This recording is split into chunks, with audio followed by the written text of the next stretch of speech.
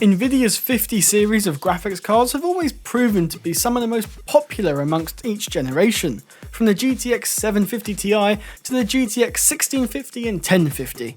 But when was the last time you had actually heard of someone using a GTX 950? In fact, they are so few and far between that you might have never even heard of this graphics card before. So let's sit down and discuss Nvidia's forgotten GPU, the GTX 950. Was it forgotten for good reason, or is it a diamond in the rough?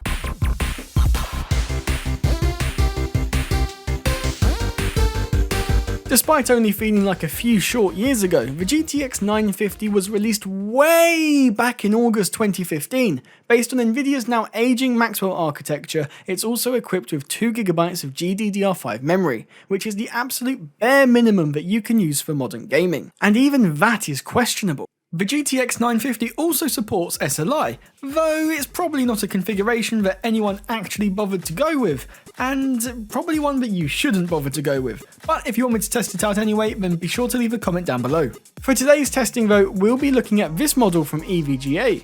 It's certainly nothing special, but it's one of the better versions of the GTX 950 that was released. But why is it that this card is so uncommon? Heck, only 0.38% of gamers on Steam actually use this thing. That's compared to the 3.99% that use the GTX 1050, and in fact it's even less than the GTX 950's own mobile variant, the GTX 950M.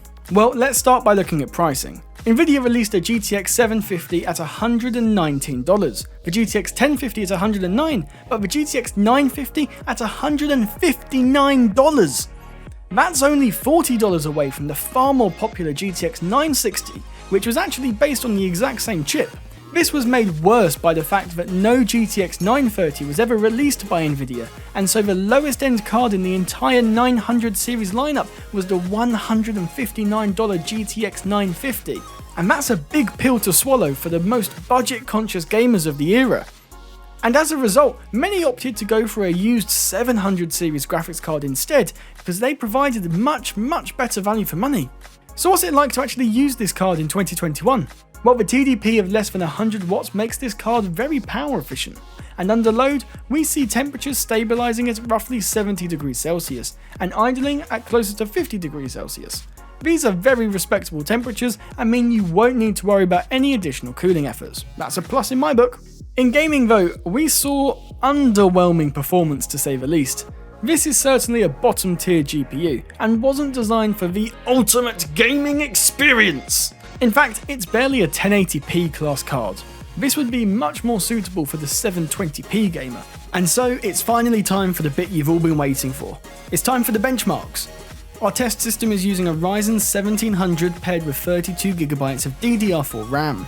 That should be enough to keep this card from bottlenecking. Starting things off with Star Wars Battlefront 2, we actually had really good performance. Running at 1080p low, we were able to get averages of over 60 FPS, well into the 70s, as well as maximums over 80 FPS. It was a bit stuttery here and there, but overall it was a really great experience. Next up is Fall Guys. Due to a limitation of the game, it's locked at 60 FPS, so unfortunately we did see maximum FPS figures of 60 FPS. However, we were able to easily achieve and maintain this figure, so the gameplay was smooth as you'd expect. Rocket League is a game that can run on practically any computer going, and this is no exception. The GTX 950 handled Rocket League like a champ. With the settings shown on screen, we actually got really good frame rates, achieving over 100 frame per second averages. Our minimums were also pretty good as well, over 90 FPS minimums. Unfortunately though, our 0.1 and 1% lows were absolutely ruined here. The reason for this isn't clear, however, it's potential that this wouldn't actually be a long run impact and was just a one-off during the benchmarking. Wreckfest is a game that can bring a lot of older graphics cards and weaker graphics cards to its knees, but surprisingly the GTX 950 performed really well here, achieving average FPS figures well over our target 60 FPS, hitting 90 FPS averages, and even stretching to over 100 FPS maximums. It also wasn't particularly stuttery, keeping a 0.1% low above 60 FPS. A fantastic playing experience that really I had nothing to complain about. PUBG also performed fantastically, achieving over 100 frames per second on average and maxing out at 125 frames per second. However, we did see quite a bit of stuttering, with the 0.1% lows going as low as 39 FPS. The Witcher 3, when running at the right settings, was just about able to achieve over 60 FPS averages, though the game did look like hot garbage. Unfortunately, Cyberpunk proved to be far too much for this poor little graphics card.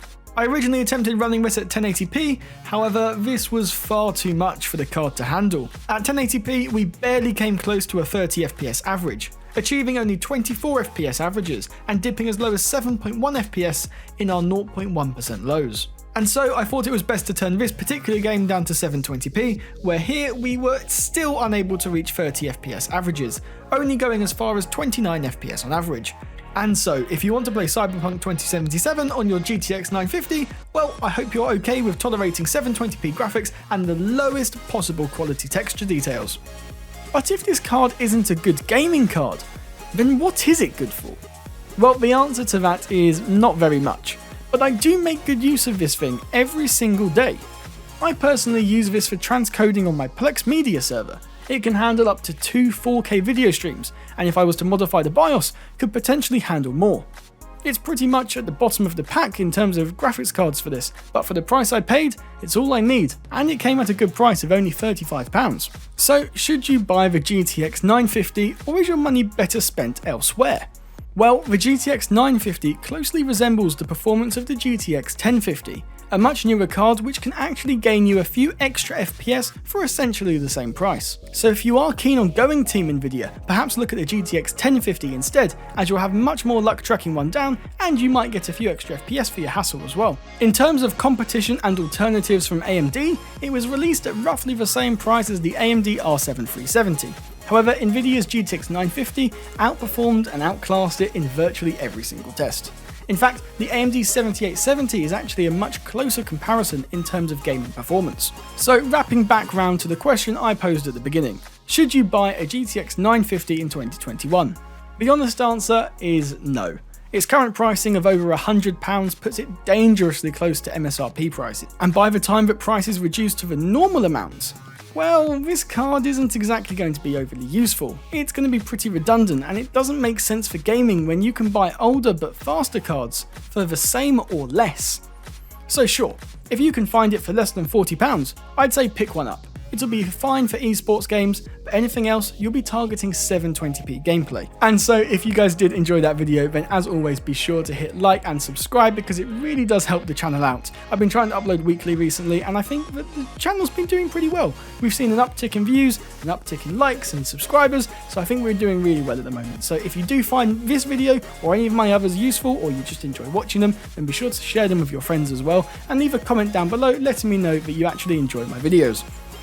Anyway, if you do, then that's great, and I'll see you in the next video. If you don't, then that's great. Thank you for watching this far, and I will see you, hopefully, in another video. You can always tell that I don't script my outros, can't you?